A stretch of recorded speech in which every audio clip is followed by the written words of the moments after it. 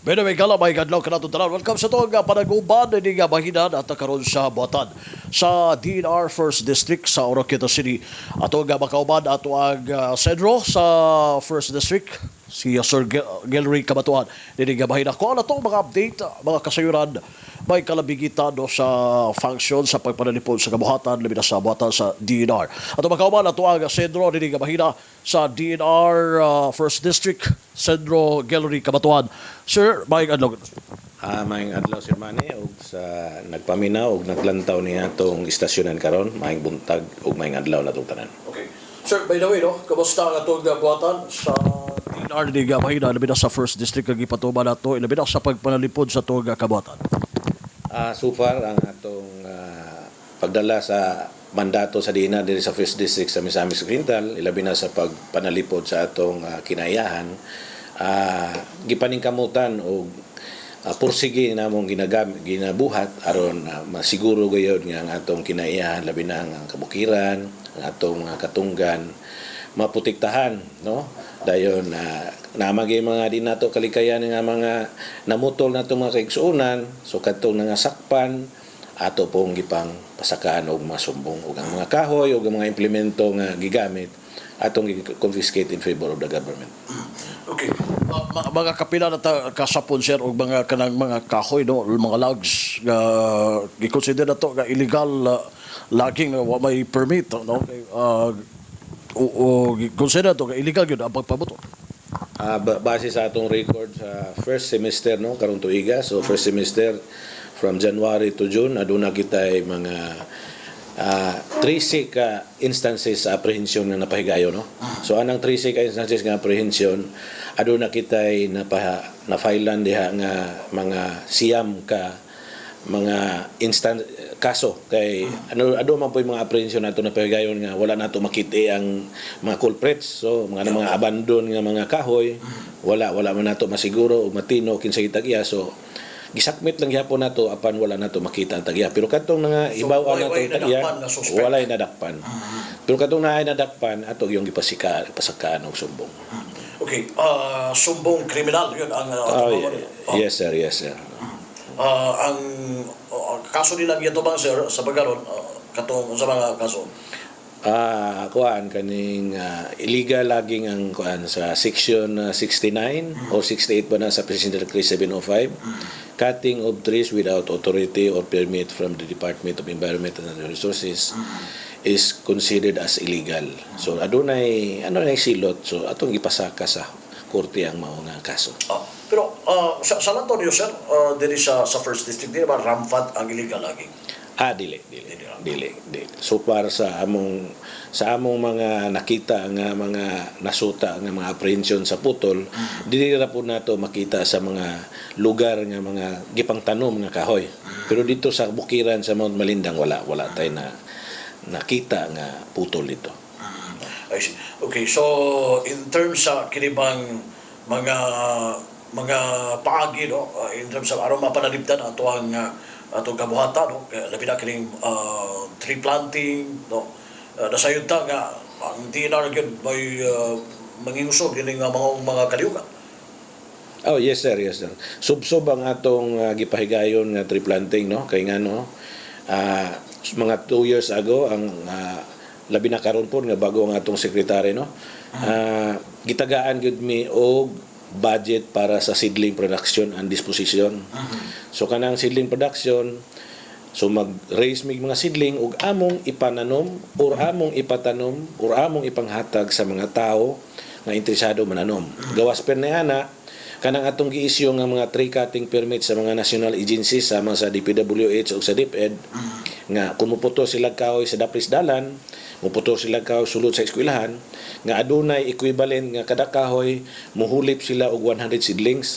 So nagdaw na ang among nasiri na sa Clarence Settlement sa Oroqueta napuno na ang seedlings, so every now and then amo nang ginadispose sa among mga partner people's organization and partner government agencies o nagpahigayon po mig mga tree planting kay naman tay mga environmental events kada kada bulan no, labi na atong June natay Arbor Day, so massive ang tree planting. So katong mga matured na mga seedlings nga angay na itanom amo yung natanom.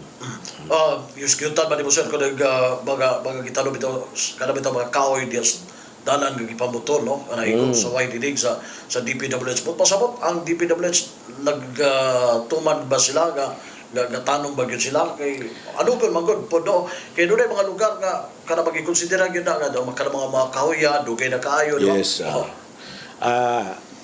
Di magina to malikaya ano nga lagi muuswag man ta din atay road widening ipahigayon sa gobyerno.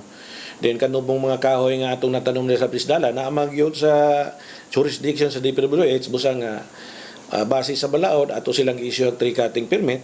Dayon ang in response ang DPWH adunay adunay responsibilidad nga muhulip sa mao nga mga seedlings. So kada kahoy muhulip sila 100 seedlings, ilang i-surrender or ihatag sa amoa, kami na dayon ang bahala nga mupahigayog asa na mo ipananom, kinsay mong tagaan mananom.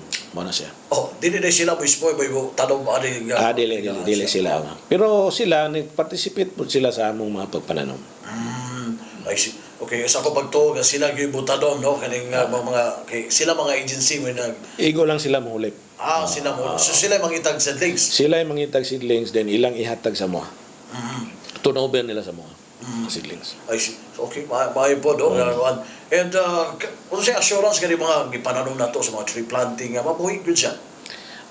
Ang atong target man gud doon di nata tree planting, ang atong ngalan sa atong tree planting is tree growing na. Tree growing. Meaning to say, inig man natong tanom, bisan pa sa atong pagpananom, gisiguro na gyud nato nga mabuhi siya. Then after some time, kami sa DNR o katong mga partner agencies, gabalik-balik atong lugar aron ma-check nato kung nabuhi ba itong mga tanom o kung may mamatay, hulipan na to. So gina-monitor ninyo na? Yes, sir. Monitor kayo. Sayang kayo ang pagpananom na to, then wala lang, nakawang lang.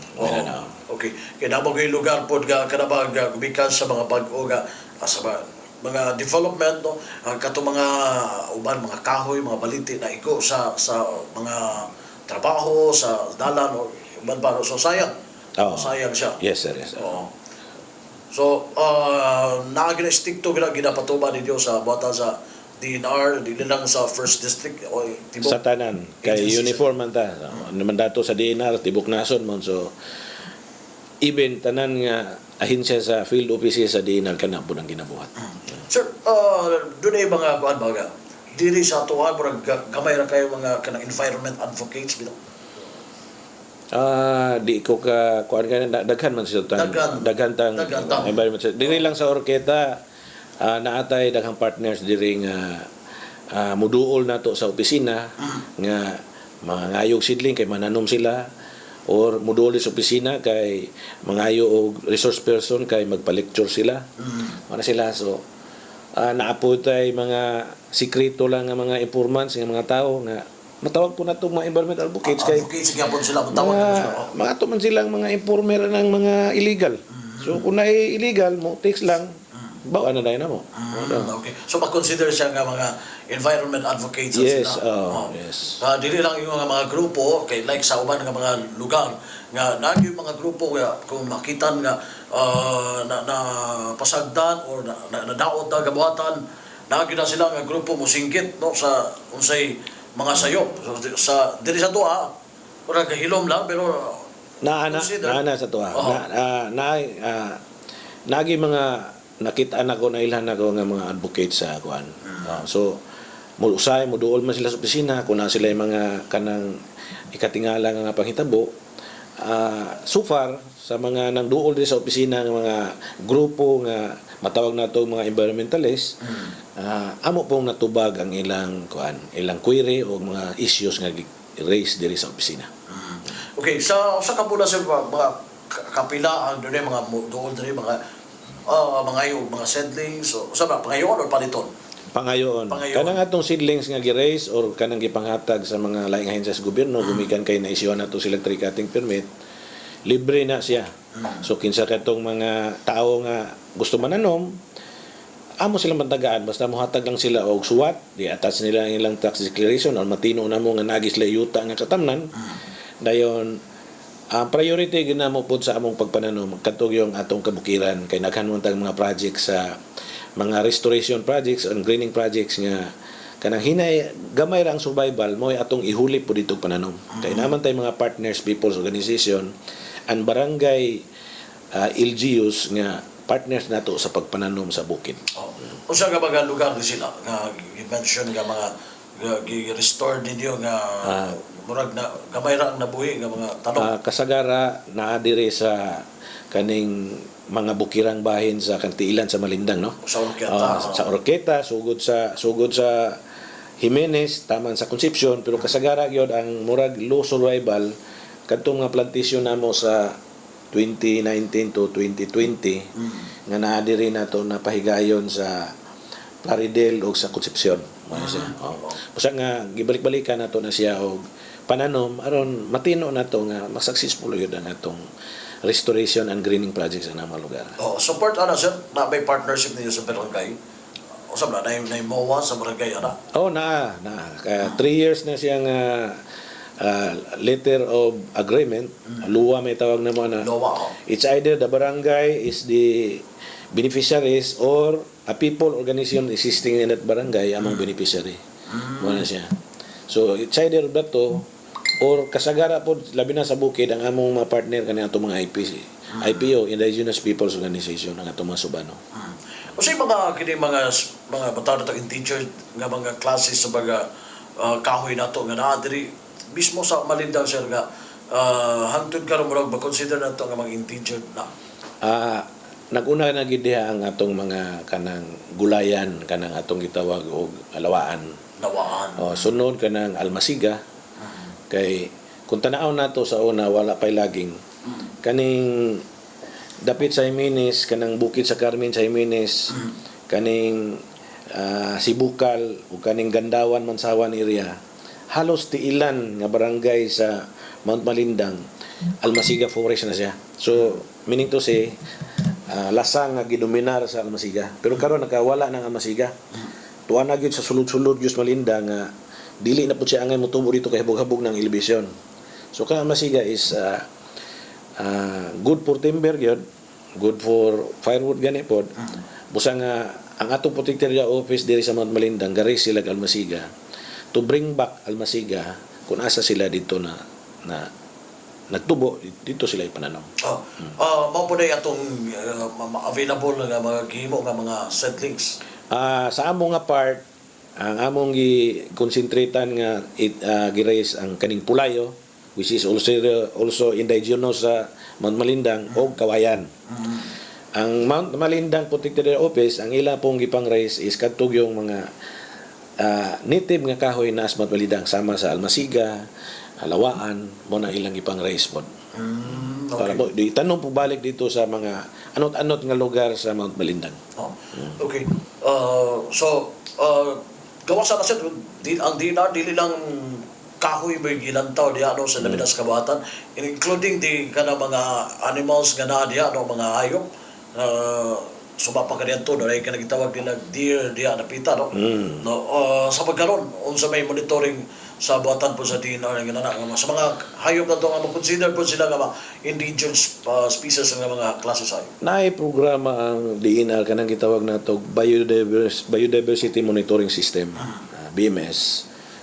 Nag-establish sila og plot nga from the lower portion up to the upper portion sa Malindang gina-monitor na pirme.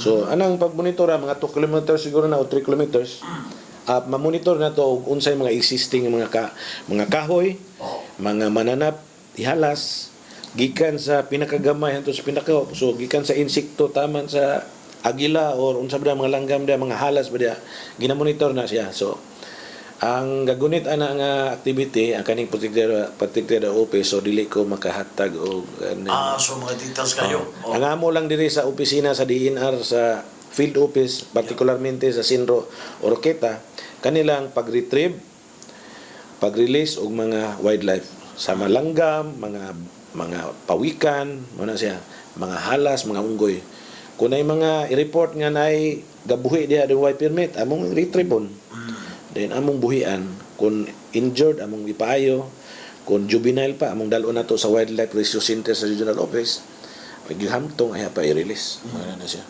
Okay. So, diri sa tuwa kanang pareho po sa Bohol, di ba? Sir, napunta ana diri sa Misamis Occidental, no? Kanang Sa tong kan mura gitawag man nag smulis monkey pero kana klase do. So, napunta na diri sa tuwa, no? Makita so, mo na. so far sa akong na document dasi sa report sa kaning mga taga-Putik office na adire makita na to sa bukid sa Lupisay na. Sa Lupisay na. Kani sa Pinil ug sa Mabas na siya diha. Sa ngalan na to nalimot man ko nang kuana nas Bohol. So kanang mga klase, you know, kanang usa, di ba? Nakikita usa. Uban pa, no? Langgam. Binaw man na sa Binaw. ato kanang usa na nasa Mount Malinda. Nasa Mount So wala pa ginadawa. Nawala na mo. Pero So asura sa to nga mapanalipdan nga po na sila dinapita nga dili ba makarne sa as long ang ilang habitat is secured and protected by us. So yun ka kanang ilang habitat pinuyanan. So ang ilang habitat lasang man. So atong i-secure ang lasang, establisher na tong strict protection zone nga walay tao mosulod. Kung mosulod man ganit for tourism purposes and scientific purposes lang. So naa sila kuan. So naagi na sila. Pero kung mosulod ng tao gubon ang Mount Malindang, sumawagi na siya. Kay mao man na lang habitat, no. So samtang gipaningkamutan sa DNR nga naanang Mount Malindang walay mga makadaot diha nga mga aktibidades, so naagi na sila, dili na sila mawala. So stricto gyud diha napita. Dapat stricto ta. Nay i-consider nga kaning area nga di gyud siya pasudan Yes, sa yes. mga activity. Yes, sir. Yes, sir. I see. So gawas ni anak, no, and labi na sa kining sa nag-iskwento ba ta sa Malinda, ating punta, no, sa kadagatan nga bahin, no? Sa kadagatan, sir, particularmente no kaning update namo sa opisina. Aduna kitay gine-establisher karon nga another protected area, no. Kung tanaw na to sa Misamis Occidental, naana tay tulo ka protected area. Mount Malindang, protected landscape and seascape. Dayon kaning Malaubang Bagumbang, protected landscape o kaning Balyangaw protected landscape and seascape.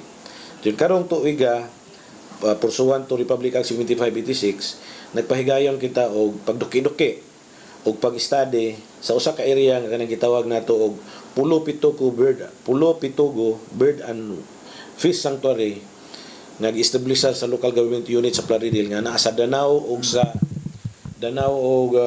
nang isa ka barangay diha Danao og Bato na mukabat na siya og mga 140 hectares nga mangrove to include the dagat maabot na ng 300 na establisher na to nga into another protected area kay atong protektahan ang iyang unique features baga kay nga mangrove maayo kay ang corals maayo kay ang seagrass healthy. So kung tanaw niyo representative siya sa usa ka unique biodiversity ecosystem nga angay nato i-preserve. Dayon libot anang mga lugar daghang kay tao. Usa nga ato siyang protektahan kay kung mawa po na siya mo minus po ang pangita sa mga tao sa pangisdaan. So karon nahuman na mga atong protected area so tabi assessment ng lugar ug nakabuhat na punta integrated protected area management plan atong i-present kana sa katawhan sa Danao ug Bato ug sa local government unit sa Plaridel para at matanaw po nila napa ba sila ikadugang napa sila ikasuhestyon adisir nato ipasa sa Manila together with the management zone maps mga mapa for the review of the DNR Central Office o eventual issuance of presidential proclamation declaring the area as a protected area. So mahimo na upat na ang protected area. Mahimo na upat ang protected area sa Misamis Occidental. O national significance. Kaya na makita yung mga protected area dito pero mga local ordinances lang, no? Pero kana siya, of national significance kay gikan gyud sa kauluhan ang ordinansa or proclamation nga giluwat. Okay. So once na protected na siya ba, sir, pasabot ba nga limited na ang kilibang activity sa mga tao diha nga area? Naagi malimitahan na ginato kay nga no na naman ginadili just to make sure nga intact yung atong protected area. Sample sa Mount Malindang musulod na diha di matangay mamutol, di mataputol. So sama sa atong protected area nga gi-create karon adunay mga portion nga pwede pangisdaan, adunay mga portion nga pwede ecotourism, adunay portion nga pwede og scientific activities for camping whatsoever, but cutting wala gi cutting. Wala gi cutting kay mangrove man. So we will preserve the mangrove together with the surrounding communities. Ang atong buffer zone na kanang surrounding communities, ato silang i-educate aron sila mismo, the people itself will be the one to safeguard, dili kay DNR lang. Kaya ang atong mga protected area, dili lang DNR ang manizana. Kaya na tayo gitawag og Protected Area Management Board. So ang DNR mo chair, pero na siya mga members, mga local government units, mga government agencies, people's organization, fishermen's organization. So sila gamani sana, dili lang ang DNR. Okay. So dili lang DNR including the local O government. busa nga magaan-gaan ang trabaho sa DNR kay aduna may participation sa from the grassroots up to the mga politiko na to, apil man sila da, mga mayor, mga kapitan, apil man sila. I see. Okay, so pero ang kanang area pag-consider nga protected area, dili na pwede ba banayan something yun na? Dili gina pwede balayan kay mangrove man. Di na pita. Kanang mga katunggan na to, dili nga balayan. Pero kanang area ba sir, nagkapag mga balay gyapon nga Naglibot ang mga balay. Kay so naras gawas. Naras gawas na nangibalay uban diha, gipang badlong na mo kay dili gid balayan ang mangrove. Nabi ang itimberlan busa nga. Amo silang ibadlong, so gitabangan pud min sa atong mayor diha, si Mayor Godwin nga aron masitol, marisitol ang mga tao. So kanang lugar wala gid tao. Naman gani pagpabadlong diha, so ato lang pangitaan mo paagi aron masulbad, pero so far wala may nagpabadlong. so di po na ngay makabalakan sa mga tao kung once na may mo sa protected area. Oh yes, kay makatabang man nay kwarta gi ka sa nasyonal nga mosulod. Dayon ang ilang ekoturismo mo uswag, lambo dayon. Ang katong panagatan nga area, makapanagat sila dito. Makapanagat basta di lang katong ginadili nga method ilang gamiton. So katong mga legal lang method nga panagat. I see. Okay, so kama na no. Tas halos diri sa tuwa murag ang baga-baga nga mga mangrove is Baliangaw no. Nas Baliangaw, nasa sa Pangdalaga o sa Plaridel. So baga pag ide sa pare. Baga gid baga. Okay. So ang galing protected area sugod na siya sa Nara na siya sa Plaridel, duha ka barangay. Kay sa Baliangaw, naman po itong protected area na to ditong Baliangaw, protected lang si Franciscape. So, naitra na silang duha, mga 1 kilometer away, naapo ni dayon ng Plaridel nga, mas baga pa gid ang kuha niya, katunggan. Sir, kini ba pamatuod nga kung doon ay kalabuan in terms sa turismo nga dili mapiktahan ang kining ang atong kabuhatan no labi na sa mga protected areas no aron nga bisan doon yung mga development labi na sa mga tao sa turismo doon yung maghimo okay na magiging uso ang sa turismo no Yes. katabang gina so magpanaligtad siya sa nga concept As long mo follow gyud ang mga ahensya sa blueprint or plano nga para anang protected area. Kay kung magtuman ang ubang ahensya nga magbutang-butang kita diri so wa ka mo follow sa plano na may plano nga sa kada protected area nga nagtumo nga mao ang protected area bulungtad base ani nga plano. So kung dili butangan og unsa, dili kinabutangan og unsa. Na may suning nato diha aron ma-distribute ang kaayuhan at the same time mapalungtad po nato ang kaning atong protected area. Mao siya. How about sa kaning mga lugar nga dili siya ingon nga protected area pero dapat siya bay-bay ba? O ba kay magbutang mo mga resort no? Usa na pag gi-allowed mo puna sila sa DNR di ba kaya kana naman na may gitawag na og sana kana bro naka-contract na sila something kana na sa DNR no? Kuan kana siyong gimini mo kana siyong 4-year lease agreement. Adunay mga commercial establishment nga naa sa atong kadaplinan sa dagat nga na nagkamulo og apply og 4-year lease agreement sa opisina. Pero kasagaran mo kung makita nato sa dagat mga communities gina. Communities. Na mga beach nang apply po na sila sa mga nag-ibang inventaryo mga nina mo ng mga structure diha including residential areas aron ma-notify nato ang atong LGU nga kaning lugar dili ni angay puyan. Dapat i-relocate ka ng mga tao kay kaning mga lugar danger zone man mangrove, coastal area, dagat nalakas dagat ka pwede. So wa man tay gahom nga ato silang i-relocate kung tay kwarta ato tas local government unit kay sila may immediate dia nga boss dia aron ang mga local government unit may mangita kadtong mga beaches dia or mga establishment commercial establishment mo toy atong gi-isyuhan og mga suwat nga informing them nga namang kay business establishment dia doy naasulod sa force area dapat mulukat ka og force lease agreement or else you stop your kay illegal man no illegal kay labi na ron ang mandato sa DNR is nakita sa DNR nga dako og income makatabang sa National Treasury ang income from force areas so kami po gidukdok po mi sa Manila aron kaning atong mga establishment along force areas mga beaches makakuha mi og mga rental nila so tagaan mig target amo diri sa opisina murag mga 2 million plus sa isa ka tuig so sub-sub ang among kuan kay para daghan man gyud para makamit mi sa among target. Mga pinagilagano niya sa existing karon nga mga naa diya nga mga establishment. Di ko ka kuan pero daghan gyud. Di ko ka kuan. Pero posible makabuti niyo na ang inyong target. Makabot na mo kay mga cooperative man po ning kasagahan ng mga cooperative kay ning mga kadaghanan nga mga to nga mga nasa force areas mga cooperative nga mga establishment including the private and the public di ba? Ato lang problema kana lang yung mga residences dia kay di man nato na sila kanang kuhaan og kanang rental dapat mohawa gina sila dia kay it's not for residential purposes. Okay. So, murag ang halos usab nga mga lungsod nga kasagaran daghang tao nga nasa baybayon o residensya. Kaning sa Oroqueta, halos sa Jimenez, halos kung walay beach diya, balay gina diya. Ang gamay ra makita na Baliangaw, gamay ra sa Baliangaw no? Sa Pangdalaga gamay ra. Okay, mangrove man halos na diya. Plaridel, ubay-ubay po ng mga coastal barangays nga daghang gintao.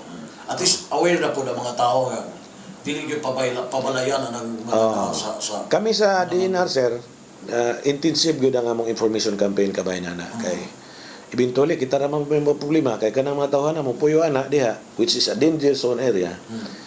So ang kalamidad labi na ron climate change na. So sige og storm surge, sige og bawod. Sige kada tuig putahatag nila relief. So dapat kanang atong iya talaga tuig relief pangita na nanto naglaing lugar. Na dito na to sila i-resita dili ang lugar nga kuan. Kadaot sa kanang dangerous nga area.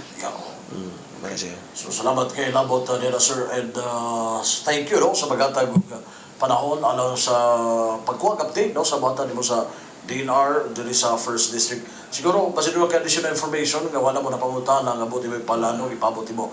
Labi na sa magkatawhan diri sa Primero Distrito sa Misamis Occidental. Daghang kayong salamat Sir Manny og sa DXDD leadership no. Kabahin aning gitagaan kita og panahon nga makatuki sa atong mga mandato sa DNR no. Dugang sa akong angay nga istorya kabahin aning among pagpangtitulo no. Ang DNR mangtitulo og yuta no. Og di lang kami mangtitulo og yuta mga pribado nga tituluhan nga yuta kundi pod kadtong mga yuta nga gipang-angkon sa mga local government units sa national agencies kanang yuta sa gobyerno amo po nang tituluhan so giimbitar na mo ang mga katawhan nga kinsa katong gusto magpatitulo among mga partners agencies gusto magpatitulo yuta basta di lang timberland na sa alienable responsible duol lang kamo sa opisina kay atong tituluhan atong iproseso ang titulo sa inyong yuta aron matituluhan ang inyong yuta. Pila bayad ka lang magpatitulo sir depende. Walay bayad. Okay. Walay bayad. Okay. Sir, thank you. Salamat kayo og sa tanan no and may naotag ang tanan nagi kakuhan labi sa pagpanalipod sa tong kabatan. Salamat po kayo sir. Salamat DXDD. Okay.